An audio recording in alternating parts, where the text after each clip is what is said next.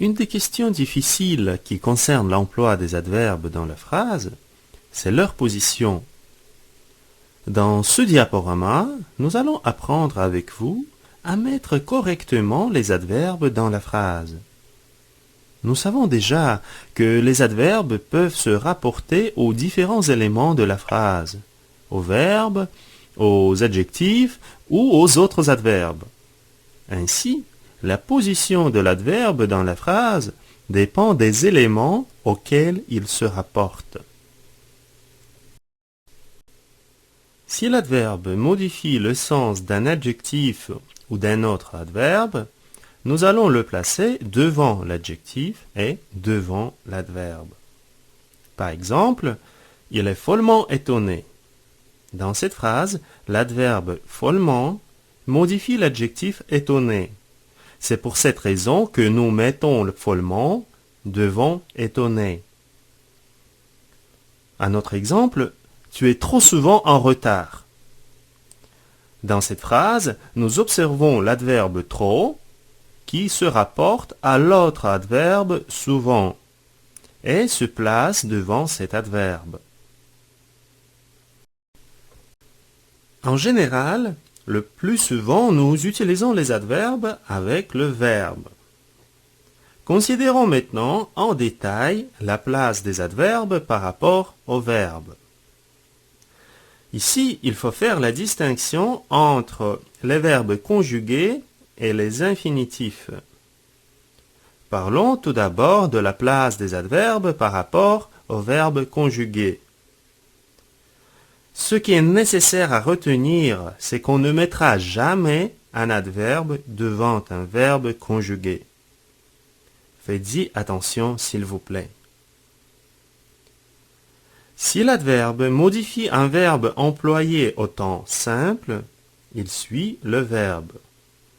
Par exemple, je le crois généralement. L'adverbe généralement se rapporte au verbe croire qui est conjugué au présent de l'indicatif, donc cet adverbe se place après le verbe. Un autre exemple, parlez-moi franchement. De même, l'adverbe franchement se trouve après le verbe parler parce que ce dernier est à l'impératif. Dans le cas où l'adverbe modifie un verbe au temps composé, c'est-à-dire temps composé est un temps qui comprend deux parties, un verbe auxiliaire, avoir ou être, et un participe passé. Alors l'adverbe se place entre l'auxiliaire et le participe passé quand il est court ou commun, c'est-à-dire quand on l'utilise souvent. Et ce sont des adverbes comme toujours, souvent, déjà, etc. Par exemple, vous avez mal jugé la situation. Ou vous avez déjà pris votre décision. Dans ces deux exemples, nous mettons l'adverbe entre le verbe auxiliaire et le participe passé, parce qu'il s'agit des adverbes courts qui sont fréquemment employés. Si l'adverbe est long, comme beaucoup d'adverbes en ment, et non commun, on le place après le participe passé. Il vous a parlé gentiment. Elle a agi généreusement. Dans ces exemples, les adverbes se placent après le participe passé parce que ces adverbes sont assez longs, gentiment, généreusement, et ils ne sont pas vraiment fréquents. Parfois, nous avons la prédominance de l'aspect commun sur l'aspect court. Et par exemple, nous allons dire « Il a peut-être oublié son livre à la maison ». L'adverbe « peut-être » étant un adverbe assez long, mais en même temps, on l'utilise fréquemment. Donc, on va le placer entre l'auxiliaire et le participe. Il a peut-être oublié son livre à la maison. Pour ce qui est de la place des adverbes par rapport aux infinitifs, nous allons placer les adverbes courts, généralement composés d'une seule syllabe, avant l'infinitif. Par exemple, il faut bien réfléchir. L'adverbe bien est un adverbe court, donc nous le mettons devant l'infinitif du verbe réfléchir. Encore quelques exemples. Vous essayez de trop faire. Ou bien, les choses commencent à mieux aller. Dans ces deux exemples, les adverbes se placent devant l'infinitif parce qu'ils sont courts. Ils sont composés d'une seule syllabe. Quand l'adverbe a plus d'une syllabe, nous allons le mettre généralement après l'infinitif. Par exemple, je vous demande de parler souvent. Luc essayait de suivre attentivement le discours. Dans ces phrases, nous observons les adverbes qui se composent de deux syllabes et plus.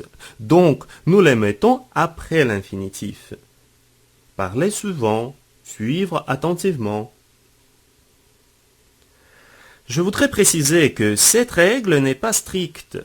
Parfois, nous pouvons rencontrer des adverbes courts placés après l'infinitif et vice-versa, des adverbes longs mais communs qui se placent devant l'infinitif. Donc, ne soyez pas surpris si vous rencontrez des cas qui ne coïncident pas avec la règle. Néanmoins, je vous conseille de suivre cette règle pour avoir un système plus logique et suivi. En ce qui concerne les adverbes de temps et de lieu, d'habitude, ils portent sur l'ensemble de l'énoncé, donc nous pouvons les mettre soit au début, soit à la fin de toute la phrase. Par exemple, aujourd'hui, j'ai des courses à faire.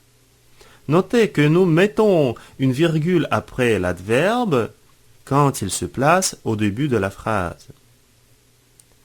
Je n'ai pas fait grand-chose hier. Il a mis ton sac ici. J'ai rencontré mon ami là-bas. Parfois, nous pouvons rencontrer des contextes dans lesquels l'adverbe porte uniquement sur le verbe. Dans ces cas, nous mettons l'adverbe après le verbe ou après le participe passé. Par exemple, tu t'es levé tard ce matin. L'adverbe tard porte uniquement sur le verbe. Donc nous le mettons tout de suite après le verbe. Encore un exemple. Ottawa réagit immédiatement à cette déclaration.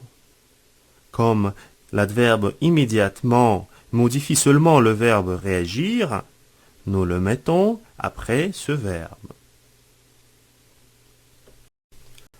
J'aimerais mentionner une particularité de certains adverbes qui affectent l'ordre habituel des éléments de la phrase. Il y a des adverbes qui, placés au début de phrase, entraînent l'inversion du verbe et du pronom sujet. Ces adverbes sont peut-être, aussi, à peine, sans doute, encore. Par exemple, peut-être es-tu fatigué.